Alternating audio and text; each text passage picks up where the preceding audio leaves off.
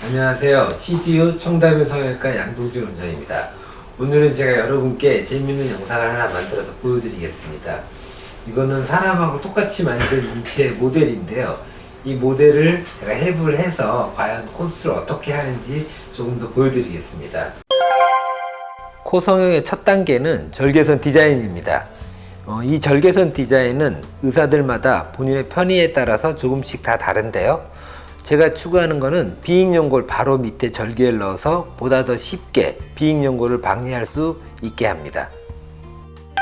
CDU 청담유의 코 절개는 대부분 비개방으로 진행합니다. 그러나 코끝을 기준으로 좌우의 비대칭이 아주 심하거나 비주의 피부가 완전히 없어 보이는 경우, 특히 코끝을 잡아 올려도 피부가 여유가 없어서 당겨지지 않는 경우에는 개방으로 진행하는 것이 좀 더 쉽습니다. 하지만 이 경우에도 꼭 개방으로 해야 하는 것은 아닙니다. 정말 개방이 필요한 경우에만 개방을 권하지만 일반적인 경우에는 비개방으로 코수술을 진행하고 있습니다. 피부 박리는 아무래도 두꺼운 피부보다는 얇은 피부가 박리하기가 조금 쉽긴 한데요. 크게 차이가 있지는 않습니다.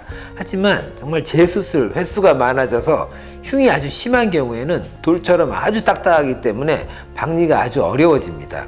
CDU 청담유는 재수술 환자분들이 많이 찾는 병원인데요.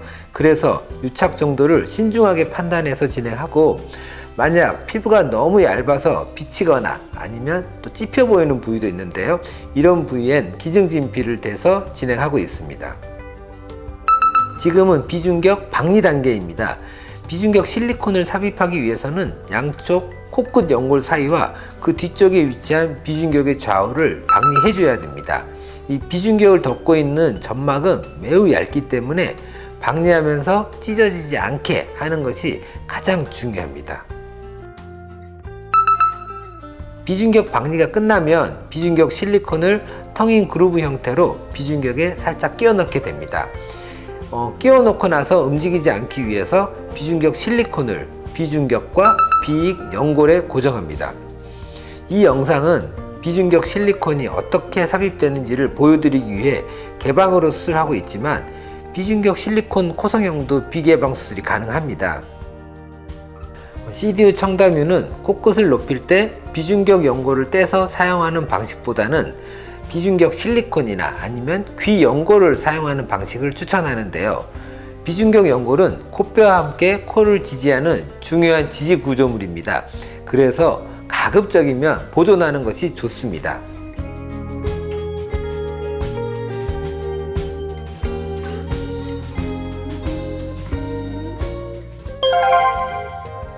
소프트실 콧대 성형의 경우 중심선, 뼈와 연골의 경계선, 돌출된 뼈와 연골, 보형물을 넣을 공간, 그리고 현재의 코끝 넓이와 줄이고자 하는 넓이, 새로운 가장 높은 코끝 위치를 고려해 디자인과 절개를 하고, 보형물이 들어갈 공간을 확보한 뒤에 콧등의 매부리를 절개하거나 갈아냅니다. 그리고 항생제와 소독제를 섞은 생리식염수로 소독을 한 후에 미리 코에 맞게 깎아둔 소프트실을 삽입합니다. 그리고 마무리로 피부 봉합을 하면 수술은 끝나게 됩니다.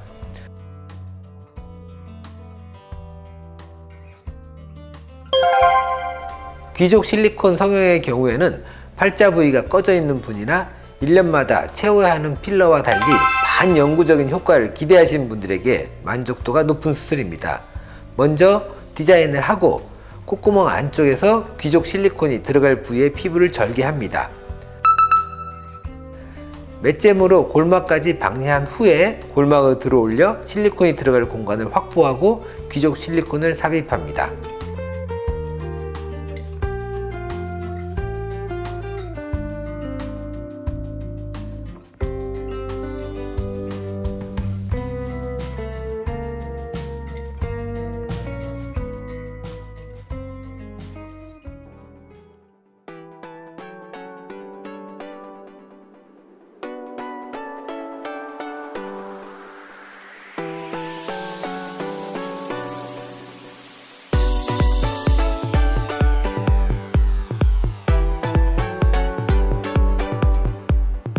CDU 청담유는 코 수술 시 귀연골과 함께 실리콘 보형물인 소프트실을 활용합니다.